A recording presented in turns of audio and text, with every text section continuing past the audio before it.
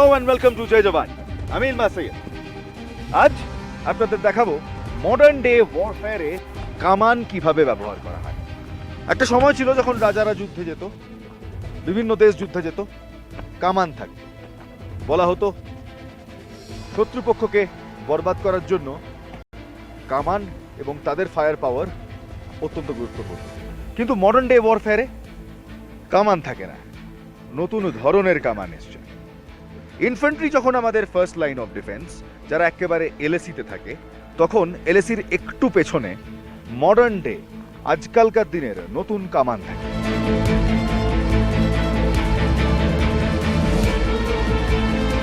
আমি যেখানে দাঁড়িয়ে রয়েছি, আমার পেছনের এই যে রিজগুলো দেখছেন, যে ফিচারগুলো দেখছেন, এগুলো ঠিক ওই পারেই চীন। এলএসি থেকে খুব বেশি হলে 15 থেকে 17 কিলোমিটার দূরে দাঁড়িয়ে রয়েছে। এক্স্যাক্ট লোকেশন বলতে পারবো, কিন্তু এই লোকেশন থেকে ইন্ডিয়ান আর্মি আর্টিলারি ডিভিশনের মডার্ন ডে কামান বা বিগ গানস তারা ফায়ার করে। কিভাবে ফায়ার করে চলুন দেখবো। আর আজ মডার্ন ডে ওয়ারফেয়ারের কামান দেখানোর জন্য আমার সঙ্গে মেজর সাহেব রয়েছে। Major, hi, welcome to Jai Jawan. Thank you. So you're the guy who commands the big guns. Yeah. As we Bade all top. Yeah, Bade Top. And as we all know, artillery is a god of war. And the firepower is the main punch of any standing army. तो कहाँ है हम लोग अभी? Exact the- location नहीं चाहिए, पर LSC से कितना दूर है? हम 10 से लेकर 15 किलोमीटर पीछे है, तो एलएससी से दूर है। पर ऐसा नहीं कि हमारा गन्स जो फायर करेगा वहाँ नहीं पहुँच पाएगा। हमारा गन्स के फायर दुश्मन के इलाका में ज़रूर पहुँचेगा।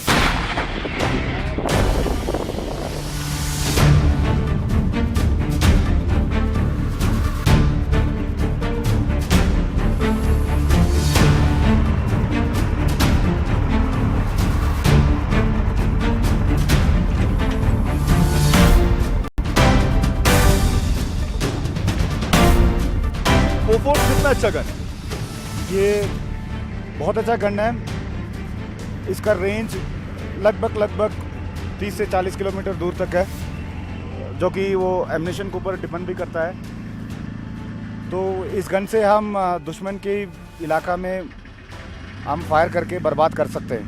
इसे कारगिल गन कहा जाता है। सुनने में आता है कि कारगिल में ये बोफोर्स का इस्तेमाल भारी मात्रा से हुआ और बिल्कुल। काफी इफेक्टिव था। बिल्कुल सही कहा आपने। कारगिल के दौरान इस गन को इस्तेमाल किया गया था। एंड कारगिल में हमको जो भी टारगेट्स थे, जो दुश्मन के हमारे टारगेट्स थे, उसके ऊपर अच्छे से फायर पावर ला के हमको जीत दिलाया इस गन ने।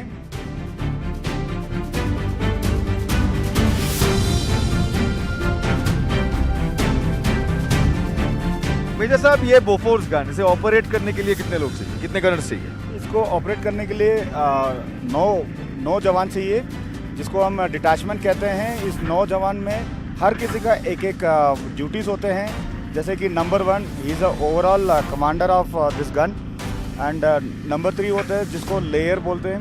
इस गन को ले करने की मदद आता है। सही बेयरिंग, सही एलिवेशन, सही जगह पे हम ले करना है, वो लेयर का काम है। एंड लोडर होता है। लोडर उस एमिनेशन दिया गया एमिनेशन को लोड करने के लिए मदद आता है। और बाकी ये खुल गया कवर, या बैरल का अभी कवर। खुल गया कवर, अभी एक्शन में आने वाले हैं। तो आप देख सकते हो हर एक जो जवान है, जो डिटैचमेंट में है, हर एक गनर, सबको अपना अपना काम है। सभी अपना अपना काम करेंगे इस गन को लाने में, एक्शन में। और फायरिंग के दौरान भी सबके अपने अपने ड्यूटीज़ होते हैं। इस गन को ऑपरेट और कंट्रोल करने के लिए हमारे पास है गन पोजीशन ऑफिसर, जो कि उसके पास जो असिस्टेंट्स होते हैं, जो रॉ डाटा, जो इन्फेंट्री के तौर पे इन्फेंट्री के साथ जो ओपी ऑफिसर रहता है, ओपी ऑफिसर से जो रॉ डाटा आता है उसको टेक्निकल डेटा में तब्दीली करता है। उस डेटा की मदद से ये बोफोर्स गन फायर करता है।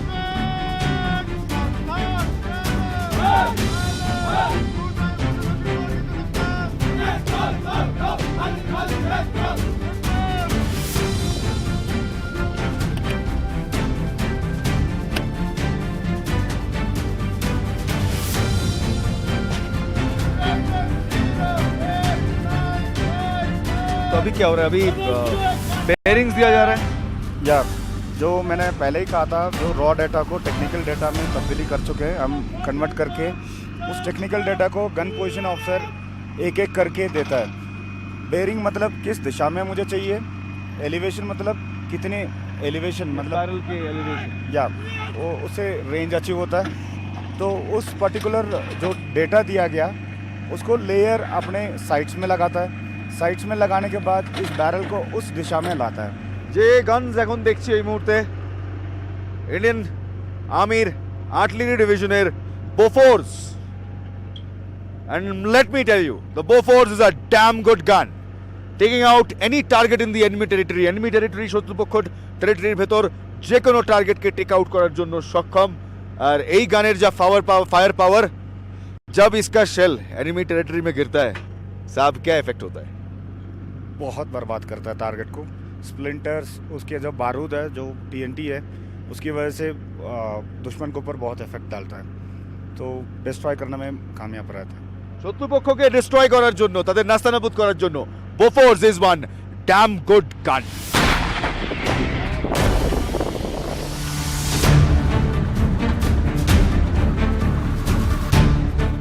आप है इस बोफोर्स का ड्राइवर और आप है इस बोफोर्स का कमांडर। तो ये गन कितना अच्छा है? बहुत बढ़िया गाना है। कारगिल में क्या किया था इस गन ने? कारगिल में ये तो दुश्मन के धजे उड़ा दिए थे। धजिया उड़ा दिया था। सर आपका क्या काम है गन ड्राइवर का? मेरा काम है कि जो भी हमारे ओपी अफसर या हमारे कमांड पोस्ट से जो डाटा आता है, मेरा काम है गन पे लगाना और गन को सही ले करके एक्यूरेट जगह पे फायर करना। ये है आपका व्यूअर साइट बोलते, डाल डाल साइट।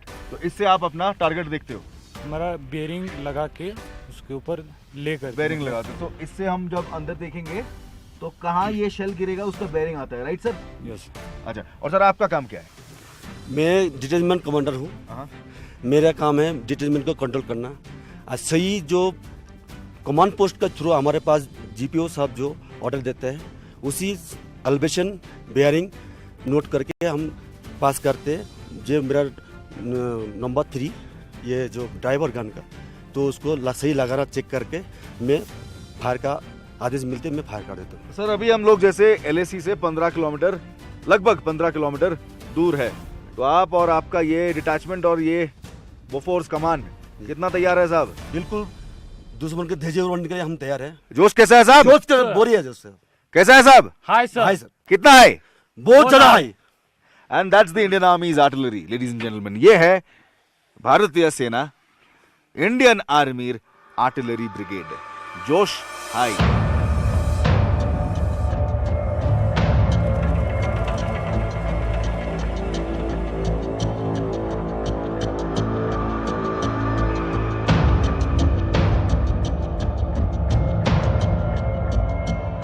এই বোফোর্সও অত্যাধুনিক গান। লড়াইয়ের ময়দানে নিজেকে বারবার প্রমাণ করেছে বোফোর্স। কার্গিল লড়াই জিতেছে এই বোফোর্স। তবে এই বোফোর্স একা অপারেট করতে পারে না। এই বোফোর্সকে অপারেট করার জন্য ডিজি কোরা লাগে এবং এর সঙ্গে আরো আনুষঙ্গিক কিছু কমান্ড পোস্ট লাগে। প্রথমে দেখব ডিজি কোরাটা কি। এই ডিজি কোরা একটি মেটেরিওলজিক্যাল কিংবা আবহাওয়া জানার যন্ত্র। মেজর वेलकम अगेन टू जय जवान। सर ये डीजी कोरा क्या है? मेरा पीछे ही, आपका पीछे ही डीजी कोरा खड़ा है। ये डीजी कोरा का काम क्या है, ये है क्या? It is basically a MET vehicle. I'll just give the reason why we are using this. If you see the artillery guns, when it fires, the shells has to reach the target accurately. So the shell has to pass through the different layers of atmosphere, and different layers of atmosphere has got the different characteristics in terms of temperature, humidity, pressure and all. So therefore we need to understand that the MET condition in the atmosphere.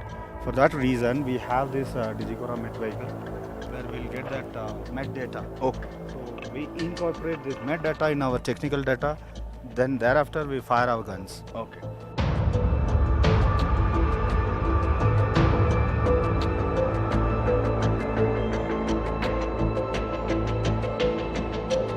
So major साहब, ये है आपके जवान जो DG कोरा operate करते हैं। साहब राम राम, कैसे हो सर? बहुत बढ़िया सर। सर ये डीजी कोरा ये करता क्या है जंग का मैदान में? बोफोर्स को कैसे सपोर्ट करता है और आप कैसे ऑपरेट करते हो? बोफोर्स कैसे सपोर्ट करता है, जैसे गन से गोला निकालता है, जब गोला निकालने के बाद उसके ऊपर pressure, humidity, temperature, wind speed, wind direction जैसे ये सारे चीज़ गोला के ऊपर इफेक्ट पड़ता है। जो गोला के ऊपर इफेक्ट पड़ता है उस इफेक्ट को हम दूर करने के लिए इस इक्विपमेंट की थ्रू मैट डेटा लेके मैट डेटा उनको गन यूनिट को पास करता है। जी। और सर ये मैट डेटा कैसे मिलता है? ये आपका इसमें क्या क्या लगा हुआ है डीजी कोरा में? इसमें एक वो UHF एंटीना हाँ। और GPS एंटीना और विंड डायरेक्शन और विंड बैंड बोलता है उसको, प्रेशर टेम्परेचर विंड डायरेक्शन को वो पता लगाता है। और ये सारे डेटा आपका अंदर कमांड सेंटर में आता है? जो अंदर एक लैपटॉप लगा हुआ है, उसमें उसके बगल में बैरोमीटर लगा हुआ है, बैरोमीटर में प्रेशर टेम्परेचर वो दिखाएगा और लैपटॉप के अंदर जो मैट डेटा है ना वो मैट डेटा स्टोर कर सकता है और मैट डेटा के थ्रू पास भी कर सकते हैं उससे लैपटॉप से।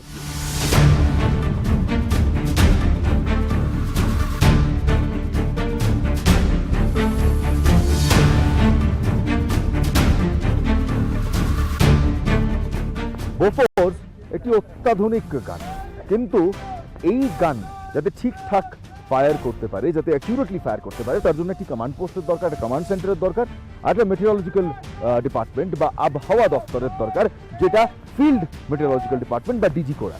ডিজি কোরা ওই যে আমাদের পেছনে দাঁড়িয়ে রয়েছে স্যাটেলাইট ভেহিকল ডিজি কোরা, আর আমার ঠিক পেছনে এই মুহূর্তে Bofors is coming into action. এই বোফোর্স ডিজি কোরা তার যত আবহাওয়ার ইনফরমেশন আছে কালেক্ট করে আমাদের কমান্ড সেন্টারে পাঠায়। কমান্ড সেন্টার থেকে সেই কমান্ড রিলে হয়, রিলে হয়ে যায় বোফোর্স টিমের কাছে, বোফোর্স ডিট্যাচমেন্টের কাছে, যেখানে এই মুহূর্তে বোফোর্স ডিট্যাচমেন্ট এই যে এই কমান্ড রিলে করছে, ওখান থেকে বোফোর্স গান অ্যাকশনে আসবে। চলুন কমান্ড সেন্টারে।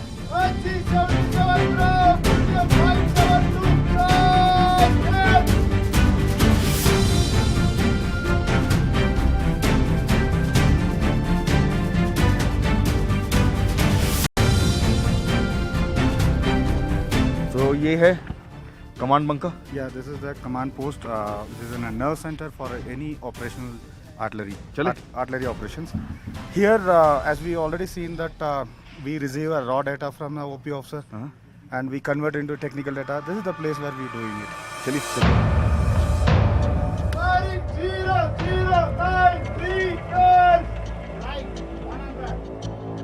राम राम साहब।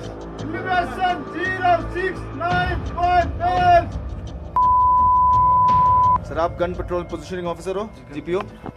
Gun position officer sir. Sir ये जीपीओ का काम क्या है? जी sir, GPO sir gun position officer होता है। इसके अंडर में 6 गन है।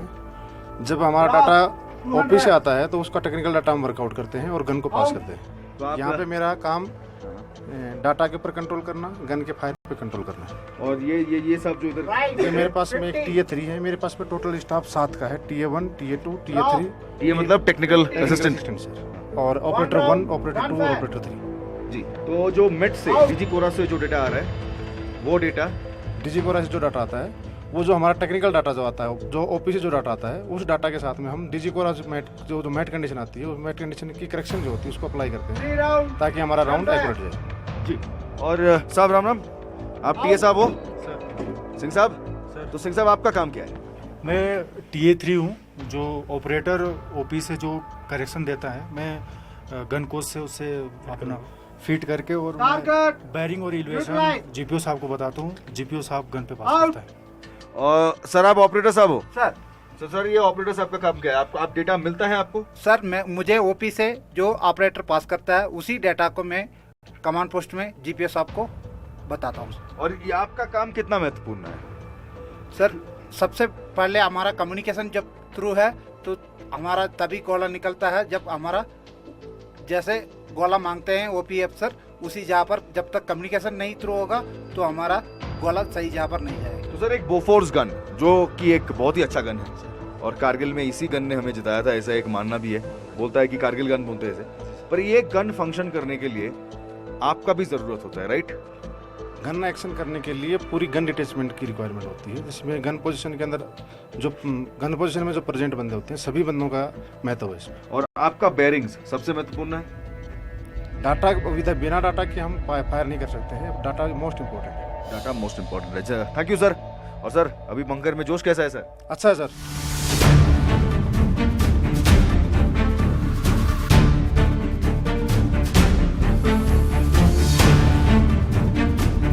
सब कुछ दिखाया, डीजी कोरा दिखाया, बोफोर्स गन दिखाया, कमांड सेंटर दिखाया, पर इन सब के बीच में हम लोग जानबूझ के एक सेंटर को लास्ट के लिए छोड़ दिया था।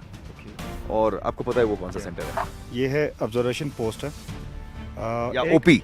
ओपी बोलते हैं शॉर्ट फॉर्म में। एक artillery officer who is with infantry and supports their operations and who directs the fire wherever the infantry soldier requires और इन्फेंट्री कमांडर्स रिक्वायर्स। मतलब एक अफसर है आर्टिलरी का जो इन्फेंट्री बटालियन के साथ अटैच्ड होता है। वो इन्फेंट्री का रिक्वायरमेंट आपको बोलता है। वो जैसे रिक्वायरमेंट इन्फेंट्री कमांडर्स बोलते हैं उसको जैसे आर्टिलरी ऑफिसर और आर्टिलरी जो गनर समझते हैं उसमें तब्दीली ट्रांसलेट करके हमको दे देता है, तो ताकि मेरे गन जो दिया गया टारगेट के ऊपर फायर किया। सो इन्फेंट्री से कैसे ऑप्शंस आते हैं? इन्फेंट्री काफी क्रूड ऑर्डर्स आते हैं, या क्रूड ऑर्डर्स वो वेरी रॉ डाटा मिलता है जैसे कि इस रिज पे बंकर है, डिस्ट्रॉय या डिस्ट्रॉय करना। उसके बाद उसको उस जगह का टेक्निकल डाटा निकालना, उस लोकेशन है कहाँ है, उसके बाद उसकी स्लोप क्या है, ये सब कुछ मतलब ध्यान में रखते हुए उसको एनालिसिस करके मुझे उस ऑर्डर्स को मुझे पास करना होता है मेरे गन पोजीशन ऑफिसर को। तो वही काम ये ऑब्जर्वेशन पोस्ट में होता है। चलिए देखते हैं। ये ओपी पोस्ट, ऑब्जर्वेशन पोस्ट, एक बोफोर्स को एक्यूरेटली फायर करने के लिए। Sir after you. Right, Ram Ram साहब। तो सर ये ऑब्जर्वेशन पोस्ट है, इंचार्ज आप ही हो साहब? सब ये इस पोस्ट का क्या काम है, जंग में कितना महत्व है? इसका जंग पे बहुत महत्व है। जब हमारी लड़ाई के टाइम हम इन्फेंट्री कमांडर ये इन्फेंट्री के साथ मिलके पूरा 24 घंटे ऑब्जर्वेशन करते हैं।